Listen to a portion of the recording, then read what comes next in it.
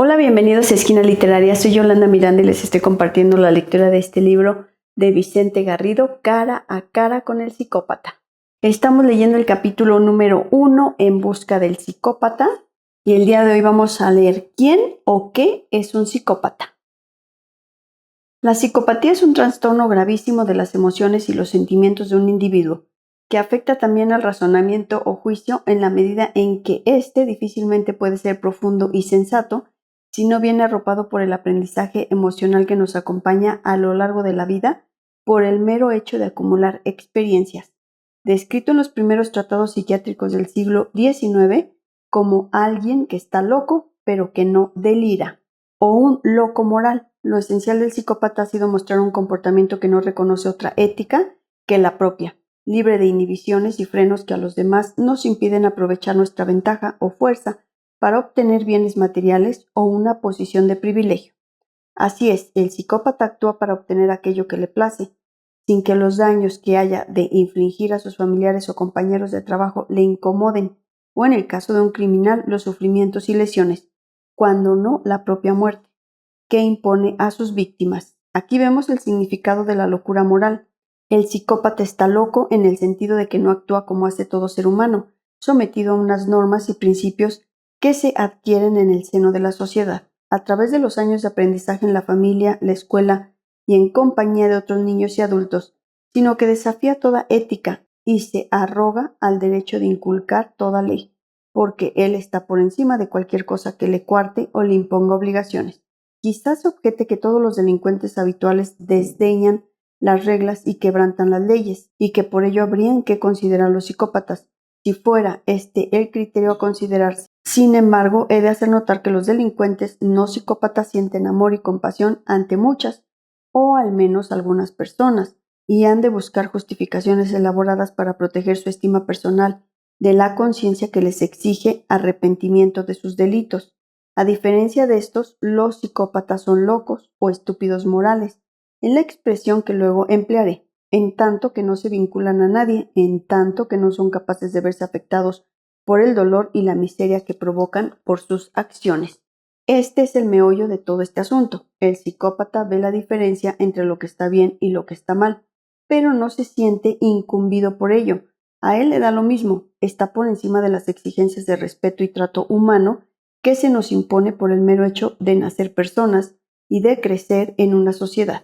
Es por esta causa que decimos que el psicópata no tiene conciencia, es decir, que no se ve asaltado por la comezón de la culpa si transgrede las normas de convivencia que todos asumimos.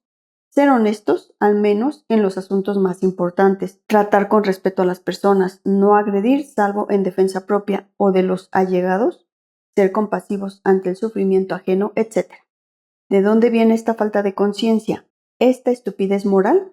Para explorar esto tenemos que regresar a lo apuntado al inicio. Hay una carencia muy importante en la vida afectiva de este sujeto.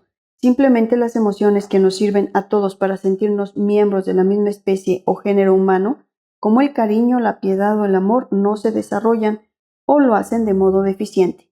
El resultado de esto es que el sujeto, a la hora de reflexionar o tomar una decisión, no cuenta con la información emocional que toda persona posee cuando ha de utilizar su razonamiento. Por ejemplo, en marzo de 2013 se supo que el famoso bailador flamenco Juan Manuel Fernández Montoya, Farruquito, había al fin declarado ante la policía que él era en verdad la persona que había atropellado y matado a una persona el año anterior y luego dado a la fuga. Mal aconsejado dijo en su momento que el que conducía el automóvil era su hermano menor y no él, pero la policía al fin descubrió la verdad y procedió a inculparle. Si le damos el beneficio de la duda, el bailador sevillano vivió un calvario, era culpable de haber matado a alguien y además no se detuvo, lo que incrementaba la gravedad de su ofensa ante la sociedad. Desde luego esto no obrará consuelo alguno en la viuda de Benjamín Olaya, el hombre fallecido por el atropello, que con toda la razón exige que caiga el rigor de la ley sobre el conductor que actuó tan temerariamente. Pero lo relevante aquí es subrayar que cuando se tiene conciencia se sufre, si uno la viola con sus actos. Este hombre vivió la angustia de haber desafiado a su conciencia al infringir unas normas que él aprendió de pequeño: no harás daño a la gente, no matarás. Este aprendizaje fue posible porque Farruquito desarrolló un mundo emocional que asoció a unas normas, a una ética. Él se encontraría bien en la medida en que las respetara, porque las aprendió de boca y gestos de gente que le quería y le cuidaba, su familia. Así desarrollamos toda una conciencia, aprendiendo que hay un código de conducta que debemos respetar si no queremos ser alejados de los que amamos y si, en última instancia, no queremos odiarnos a nosotros mismos. Psicópatas integrados y criminales. Ha de quedar claro antes de seguir que el psicópata puede ser alguien que no tiene por qué ser un criminal, un delincuente. Es el caso de la mayoría de ellos. Gente integrada que manipula, que no puede relacionarse de modo pleno con la gente, que ha de aprender a moverse sin entender los sentimientos. Algunos categoría A pueden llegar a exhibir su psicopatía si la sociedad les reconoce genio o autoridad artística, y entonces pasan por ser trofeos y musas del espectáculo o la industria de la cultura. Andy Warhol, Picasso. Por otra parte, hay psicópatas igualmente integrados que sí son criminales o delincuentes ocultos. Son agresores de mujeres, violadores desconocidos, asesinos en serie. Tony King, el presunto todavía asesino de Rocío Winikoff, y Sonia Caravantes y Alfredo Galán, el asesino de la baraja. Tienen muchas paletas para representar esta categoría, pero también miles de delincuentes que nunca saldrán a la luz. Grupo B. Cada año hay aproximadamente 100 homicidios que no se resuelven. Estoy convencido de que una parte importante de ellos son obra de psicópatas, unos malhechores habituales, enfangados en bandas y en negocios sucios, pero otros son personas que no aparentan ser capaces de actos de esta naturaleza. Un tercer tipo de psicópatas integrados lo constituyen los políticos psicópatas, que ostentan el poder y que claman para sí los más altos honores y metas, para verse conducidos más pronto o más tarde al sumidero de los genocidas o los criminales de guerra.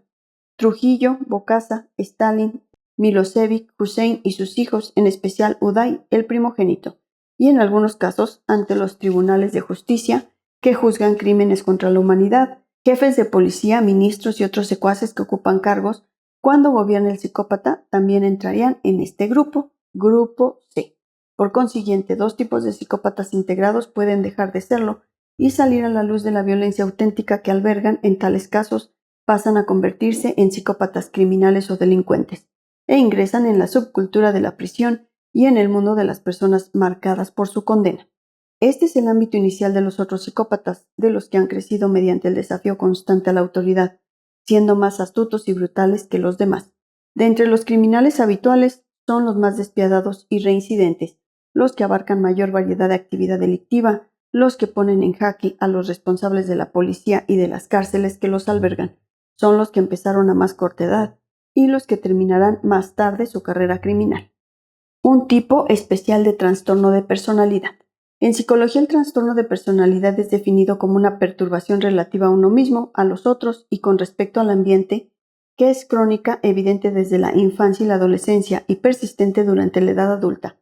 Los rasgos de una personalidad trastornada son rígidos e inflexibles y resultan desajustados en el ambiente del sujeto, es decir, el individuo tiene una tendencia a actuar, a pensar y a sentir que se mantiene estable a lo largo del tiempo, los lugares y las personas, y que acaba por crearle problemas o sufrimiento.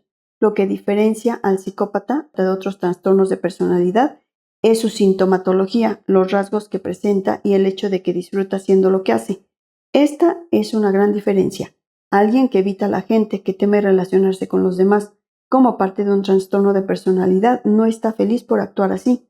Lo lamenta, aunque acabe adaptándose para sobrevivir.